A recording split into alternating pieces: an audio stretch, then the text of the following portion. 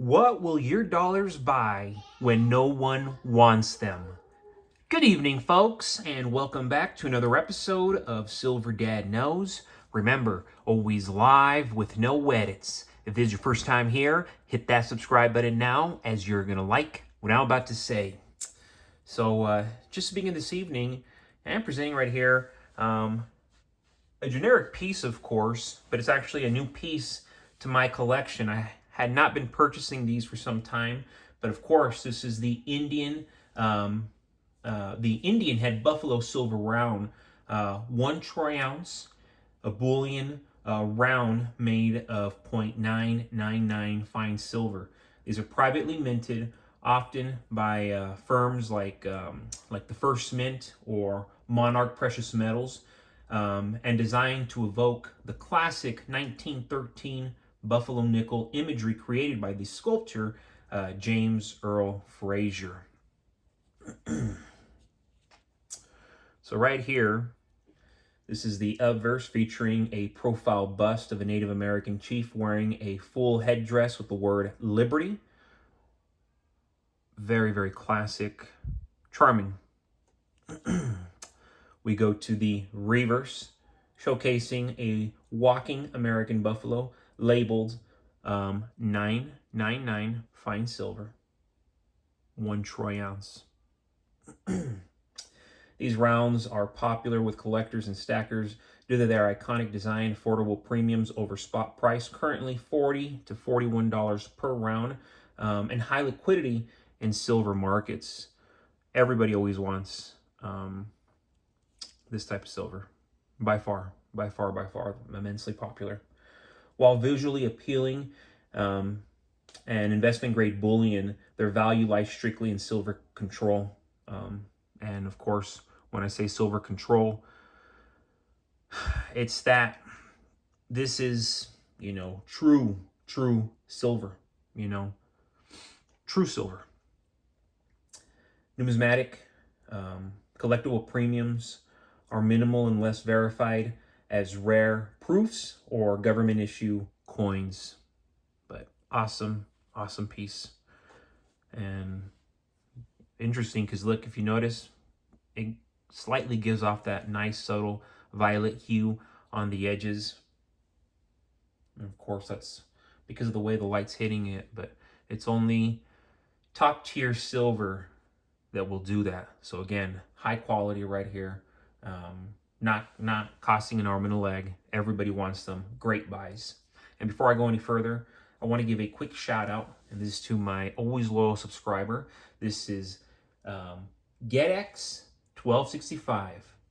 Over 70 here, and no way. Proverbs 13:22 says, "A good man leaves an inheritance to his children's children."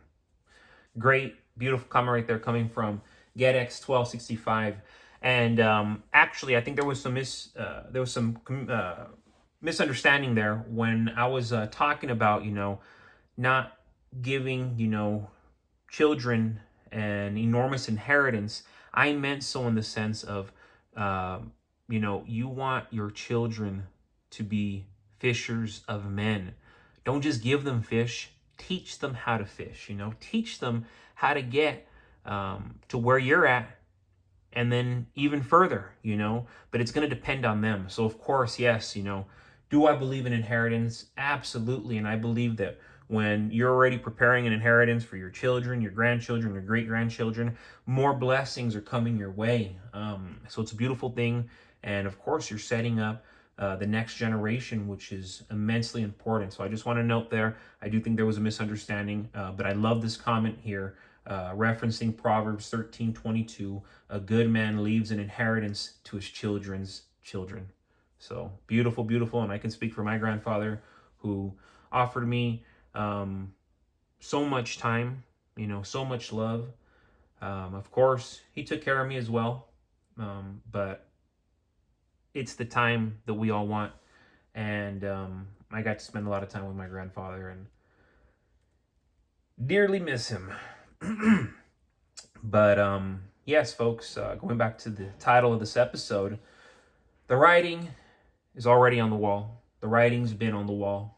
As governments print money at breakneck speed, and central banks devalue currencies through inflation and um, purchasing power of the U.S. dollar, it continues to erode. You know, it truly continues to erode. Most people don't notice because it happens slowly until it doesn't, right? And when the collapse comes, those who've been saving dollars will find themselves holding little more than paper promises. History has shown us again and again fiat currencies always fail. It's not a matter of if, but when. And at this point, if you can't come to terms that our US dollar is crippled, you truly do not understand the economy. You truly don't understand what you're working for. And you truly do not understand what real assets are. And what's real asset? Of course, physical property, physical gold, physical silver, a physical firearm, physical ammunition, a physical vehicle that you own, a physical watch, depending, of course, that you own. These are assets. But holding on to that paper, that cash, all those $100 bills, it's devaluing every single day because they keep printing trillions of dollars. And remember, they're printing $1 trillion every 100 days. That's disturbing. You're telling me that in less than a year, we're going to be at 40 trillion? Yes. We're going to be at a 40 trillion deficit, soon to be at a 38 trillion deficit. The truth is, the wealthy are already hedging. They're not stockpiling cash. They're buying real assets, land, art, stocks, precious metals, and rare collectibles. Billionaires do not trust the dollar. They use it as a temporary tool, not a store of value. Meanwhile, the middle and lower classes are left behind, tricked by banks and governments into believing that saving dollars is safe, but savings accounts yielding less than inflation are nothing more than slow theft. I mean, put two and two together. Understand what they're doing with your money. They're using it, they're investing it, they're leveraging it, and they're telling you, oh, yeah, put it with us. And then it takes like 900 years for each of your dollars to double, according to their interest, because they're not giving you diddly. This is why silver matters. Silver is real money. For thousands of years, it has held purchasing power through wars, empires, and revolutions. Unlike fiat currencies, it can't be printed. When the dollar inevitably loses its reserve status, or collapses under the weight of debt and inflation, because I can't tell you which one's going to happen first, right? Silver will remain.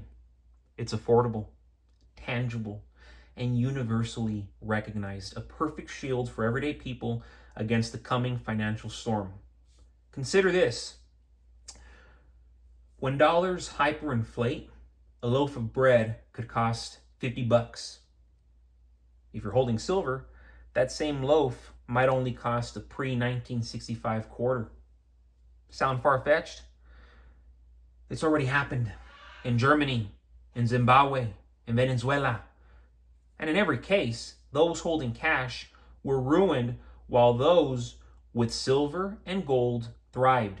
The warning signs are here: ballooning debt, declining trust in institutions, and increasing demand for real money.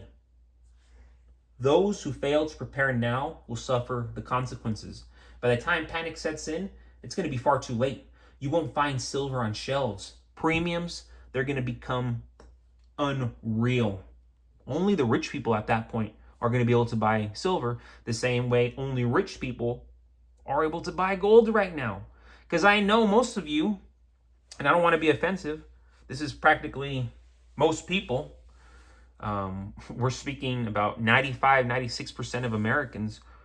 Speaking for myself, I can't buy a gold ounce every single month.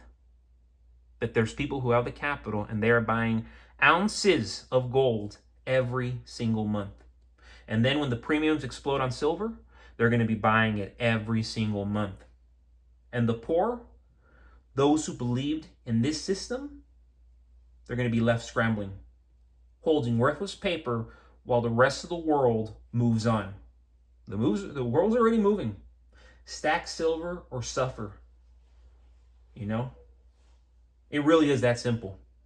The time to act is not tomorrow, it is now. Because when the music stops, only those holding real money will still have a seat at the table. But folks, as always, thank you so much for joining us for another evening, another episode of Silver Dad Knows. God bless you. God bless your household. And God bless America.